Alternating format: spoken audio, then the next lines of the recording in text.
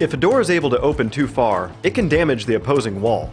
To prevent this from happening, simply install a hinge pin doorstop.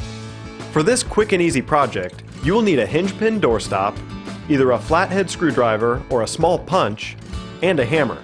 With the door closed, remove the top hinge pin.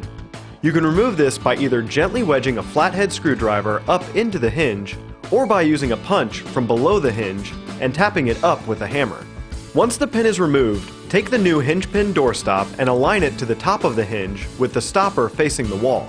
Place the pin back in through the doorstop and first section of the hinge. If it is difficult to slide through, gently tap the top of the hinge pin with a hammer until it's secure. Now you can adjust your hinge stopper to the distance that suits your door. This is done by turning the threaded stopper clockwise or counterclockwise as needed. Please note, for heavier or exterior doors, you should install doorstops on multiple hinges. With the doorstop in place, your wall should be safe from further damage.